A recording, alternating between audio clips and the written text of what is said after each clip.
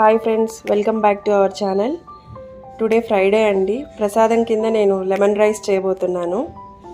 And దానికి కావాల్సిన ingredients ఒకసారి చూసేద్దామా ఫ్రెండ్స్.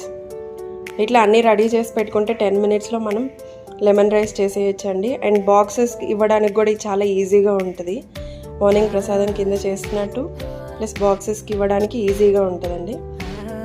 4 lemons తీసుకున్నాను. అండ్ ఆయిల్, పోపు దినుసులు, అండ్ ఈ టంబ్లర్తో 3 tumblers ఆఫ్ రైస్ తీసుకున్నాను నేను. అండ్ కొంచెం కరివేపాకు అండ్ ఇంగువ మస్ట్ అండి, green chillies and red chillies and peanuts, కొంచెం కాజు. ప్రసాదం కదా, కంపల్సరీ మనం కాజు, బాదం మన ఇష్టం అండి, అట్లా యూజ్ చేసుకోవచ్చు. అండ్ దెన్ రైస్ కడిగేసి మనం కుక్కర్లో పెట్టేసుకుందాం. అది చల్లారాలి కదా, మళ్ళీ ఇది తిరుగుమాత పెట్టుకోవడానికి. రైస్ రెడీ అయ్యే లోపల మనం లెమన్ గురించి యూజెస్ తెలుసుకున్నామండి. షుగర్ పేషెంట్స్ లెమన్స్ యూజ్ చేయొచ్చు. అండ్ వెయిట్ లాస్ అవ్వాలనుకున్న వాళ్ళు కంపల్సరీ వాళ్ళ డైట్లో డైలీ 1 lemonni చేరిస్తే కనుక తప్పకుండా వెయిట్ లాస్ అవుతారండి.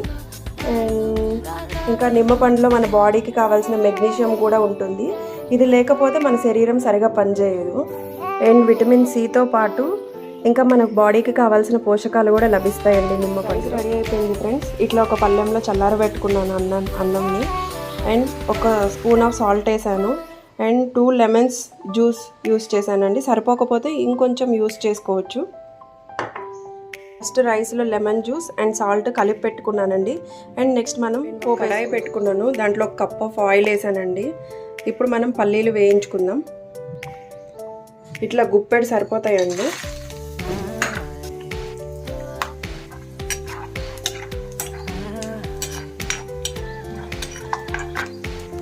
అండ్ పల్లీలు ఫ్రై అయిపోయినాయి. ఇప్పుడు కాజు కూడా వేసేసుకుందాం లాస్ట్లో. ఇది కొంచెం లైట్గా ఫ్రై అయితే సరిపోతుంది కదా కాజు. మళ్ళీ ఫ్రై అయిపోయినాయి అండి. ఇట్లా ఒక బౌల్లోకి తీసేసుకున్నాను. ఇప్పుడు పోపు స్టార్ట్ చేద్దాం.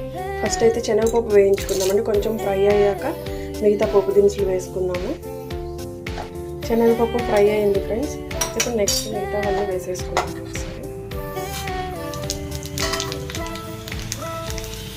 అండ్ 2 green chillies చూపించాను కదా, అది కూడా వేసేసుకున్నాం. ఫ్రై అయిపోతుంది.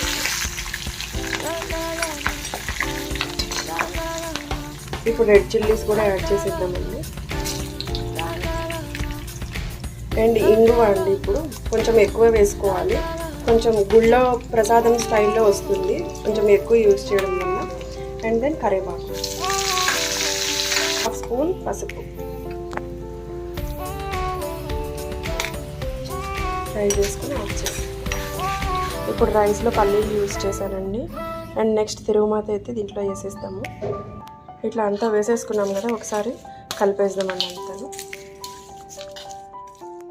ఇట్లా ఫుల్గా కలిపేసానండి. ఇప్పుడు మనం సర్వింగ్ బౌల్లోకి తీసేసుకుందాం.